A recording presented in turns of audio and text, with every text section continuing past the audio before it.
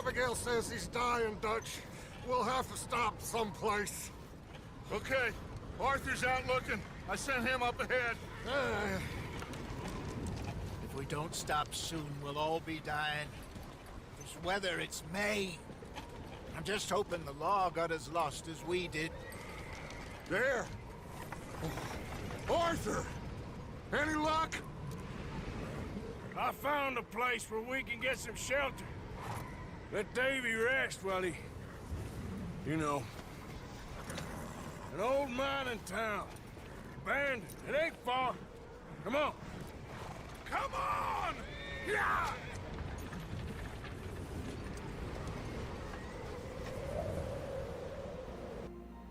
There are games that tell stories, and then there's Red Dead Redemption 2. Rockstar's magnum opus isn't just a game. It's a living, breathing Western epic. You don't just play it. You live it, suffer through it, laugh at it, and if you're like me, spend half of it in a saloon yelling at Dutch, asking where the plan went. But beyond the mud-slick shootouts and carefully rendered horse droppings, which deserve their own award in my opinion, Red Dead Redemption 2 is without question the greatest story ever told in gaming. And today, I'm going to write a little essay as to show you why. Now, at the heart of Red Dead Redemption 2 is Arthur Morgan, the reluctant outlaw with a journal full of emotions and a satchel full of dead raccoons. Arthur starts the game as a loyal enforcer for the Vandalin gang, Dutch's right-hand man, and occasional babysitter for Micah, a man who deserves to be thrown off every cliff in the game. But what makes Arthur special isn't just his gravelly voice or his uncanny ability to skin a moose in 2 seconds. It's that he evolves. He begins as a hardened outlaw, but over time, and especially after his diagnosis, he becomes painfully aware of the life he's wasted. He starts to seek redemption in a world that offers very little of it. Arthur's arc is a masterclass in character development. It's the video game equivalent of watching Walter White grow a conscience, or Darth Vader learning to love again. If Darth Vader also enjoyed fishing and feeding apples to horses. By the end of the game, Arthur isn't just a character. He's a friend. One you ride with, one you cry for. Oh, man. Oh, man.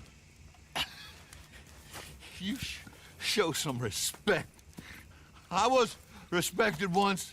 I had a profession. You asked me to get you something. There's no bringing back what I want. I want my job, my pride, the respect accorded to a gentleman. What about this old crap? Huh? My things. Don't you understand? Those bastards, they changed everything. I was a good worker. I took pride in my work. They took it away. Pissed on my legacy. Old man, some jobs ain't for saving. And some legacies, Oh, they are for pissing what on. are you doing? That's my history. Ah! Damn you! Damn you! I still exist. Oh.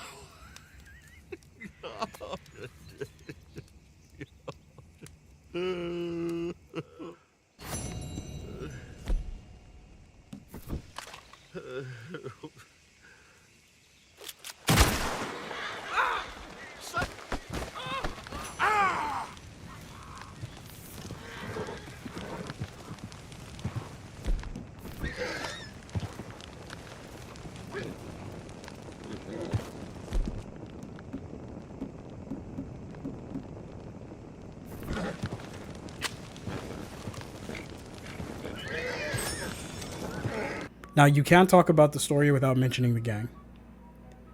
Dutch, the man with a dream and no GPS. Hosea, the old con man with a heart of gold and a mustache you could set your watch by. Sadie Adler, who goes from grieving widow to the most dangerous woman in the Wild West. And of course, the likes of Micah, Abigail, Miss Grimshaw, Lenny, Charles, Javier. So many more names that I could keep listing off. Each character feels fully realized. They have motivations, they have arcs, they have habits. Javier plays guitar. Uncle complains about his lumbago more than the actual outlaws complain about getting shot. And then there's John Marston, whose transformation from a scared, unsure man to the father figure we met in the first game is handled beautifully. Even the minor characters like Pearson, the cook, or the guy who just wants to show you his one-of-a-kind mutant alligator, they all feel memorable. Rockstar didn't just build a story. They built a world where everyone's got something to say. Even if it's just that they got bit by a snake and they need help. Again. Red Dead Redemption 2 doesn't hold your hand and say, here's the plot. It whispers it in your ear while you're riding across a mountain in a thunderstorm. The world itself is part of the narrative. You'll ride into a ghost town and hear whispers of a massacre. You'll find letters that reveal unspoken betrayals. You'll meet characters who might only appear once, but they stick with you longer than some main quests in other games. And let's talk about the journal for a second. Arthur's drawings and musings are some of the most human moments in gaming. He sketches what he sees, jots down his thoughts, and it feels like the player is reading the soul of a man who's trying to understand the world around him. Even how the story unfolds reflects the chaos of real life. Plans go wrong, people die suddenly, loyalty gets tested, Dutch gets weird, and through it all, the player has to decide who Arthur really is. Plenty of games say your choices matter, but in Red Dead Redemption 2, they kinda do. Arthur's honor level impacts how the story plays out. If you play Arthur as a good man trying to do right in his final days, the game rewards you with moments of grace and peace. If you play him as a ruthless outlaw, the game reminds you of what you've become. The beauty is, both versions feel equally valid. The game never scolds you, but it also never lets you off the hook. It quietly forces you to reckon with your choices. It's like an emotional tax return that you can't cheat on. By the end, no matter what path you chose, the story sticks with you, because it was your story, your Arthur, your redemption, or your lack of redemption. Come on, let's get this done. John, you sure you're okay? Like I said, I'm fine. Follow my lead. Both these redneck families think they can ruin us? I don't think so.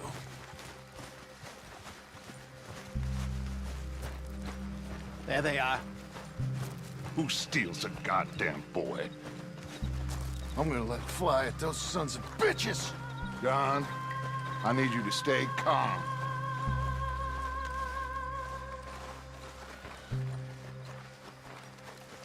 Get down here now! You inbred trash! What the hell do you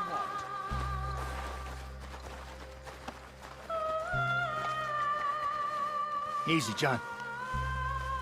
We've come for the boy. You must have known we would. Shouldn't have messed with our business now, should you? Whatever complaint you have with us, alleged or otherwise, that is a young boy. That is not the way you do things. Hand him over. Get the hell off our land!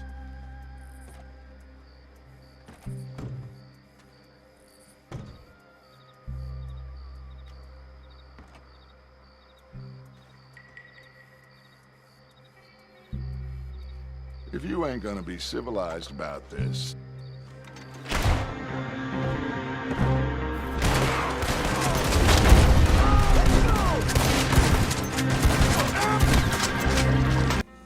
Now, sticking back to Dutch a little bit.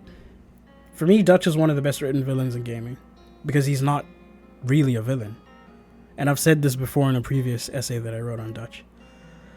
At least, he doesn't start out as a villain. He starts as a revolutionary, a man who believes in freedom and dreams of a life outside the system. He speaks in poetry, he quotes philosophers, and he always, as you guessed it, he always has a plan. But as the game progresses, that plan becomes more elusive. Dutch becomes more paranoid, more violent, and eventually more delusional than a guy trying to explain NFTs. His descent is slow, believable, and devastating. Watching Arthur realize that the man he trusted is spiraling is like watching a friend join a pyramid scheme. You want to stop them, but it's kind of too late. They already bought the snake oil. So again, Dutch's arc isn't just a villain's fall.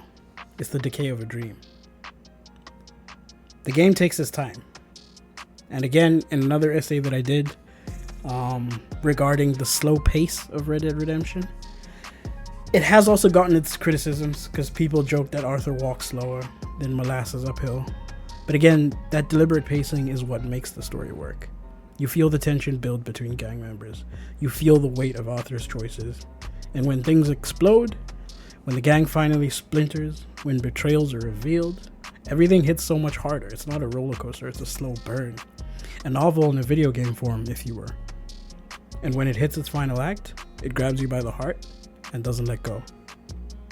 And again, let's not forget the epilogue. Most games end when the credits roll. Red Dead Redemption 2 keeps going and gives us the story bridge to John Marston that feels like the world's most painful victory lap. And it was a good way to tie in where we started off in Red Dead Redemption 1. Now, the moment that Arthur dies, it doesn't just break you. It pulverizes you. It chews you up, spits you out, and then sends Sadie in to make sure you're really emotionally broken. Red Dead Redemption 2 doesn't cheap out on emotions. It earns them.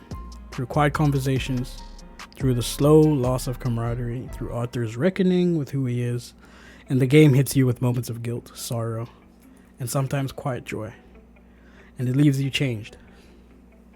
So for me, even years after its release, Red Dead Redemption 2 is still being dissected, praised, and replayed over and over. Even myself on this channel, I am about to embark on an Outlaw Arthur playthrough that I may start in, well, we're in July now. I may start it sometime this year. I won't make any promises though. But the game itself has inspired many fan theories, many essays, many mods, many memes. It redefined what a video game story could be, in my opinion. It showed that the game can have the emotional weight of a film and the complexity of literature. And for me, that's what sets it apart from the GTA franchise. Because like I said, the GTA franchise is the cash cow for Rockstar. But for me, the Red Dead Redemption franchise is their magnum opus. It is their golden child. It is their perfection, in my opinion. And again, at the center of it all is John and Arthur. In particular, Arthur, a man with a slow draw, a fast hand, and a soul worth saving. Now, Red Dead Redemption 2 isn't just the greatest story in gaming. It's one of the greatest stories, period. And whether you ride off with honor or you ride off with chaos, one thing's for sure. You'll never forget the man who just wanted to do a little good before the end. So here's to you, Arthur Morgan, you cowboy son of a gun.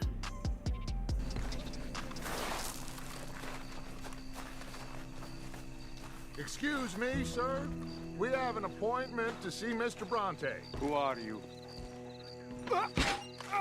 You get your boss down here and now so we can talk about this like gentlemen. Run along now, boy.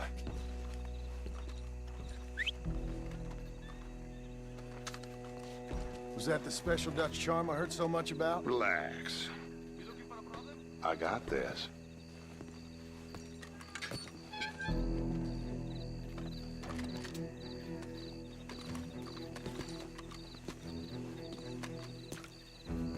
Don't worry, boys. We come in peace. We just need to straighten a couple of things out with your boss.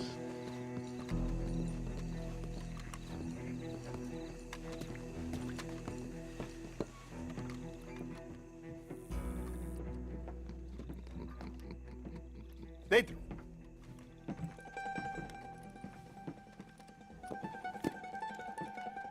Chi sono sti buffoni? Sono qui per Picciotto. Coi soldi? Why do you take his son? Excuse me.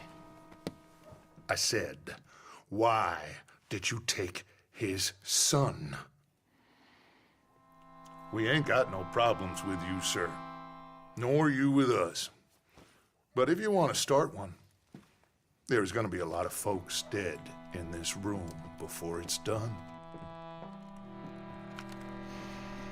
So, you walk into my city, stinking of shit and looking like this, and you come into my house before you have a bath and you tell me how to act? You ask me to show compassion. Have I not shown you almost infinite compassion already by simply allowing you to breathe in my presence? Indeed you have. Now, we are simple country folk. All we have is each other. And you have gone and you have took his son over some dispute with some inbred ex-slavers. It ain't got nothing to do with any one of us. You had nothing to do with destroying the liquor business! We was innocent bystanders. And that which we weren't innocent of, well, we most surely were ignorant of. You twist words, you lie shamelessly, you think you are better than everyone else. Ti adoro. Date davvero sti uomini. Angelo Bronte. Dutch Vanderlyn. Arthur Morgan. The pleasure is mine. John Marston. All mine, please.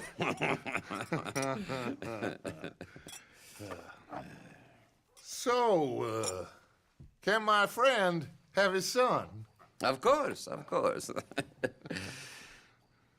But, should I be out of pocket over a misunderstanding? Of course I know you would not want that, huh? No. No. So, how about this? You perform a simple job for me, and you get your son back. What is it? A couple of people have taken to grave robbing in this cemetery. Well, that is a fine place for it, the best. I love this guy. I love you. See, they've taken not only to desecrating the dead, but they've done so without paying a tribute to the living. Thing is, they see my men, of course they run a mile. So maybe you two head off, huh? And you, Mr. Van der Linde, you tell me more about my manners. Salute. Salute. A lot more video essays and stuff, but in the meantime, my monitor, because I'm used to my camera being on my monitor, but I moved the camera. Stop right there! With not. This is your fault. This is nobody's fault, Henry. If you're really like into some nature shit, on weekends you can always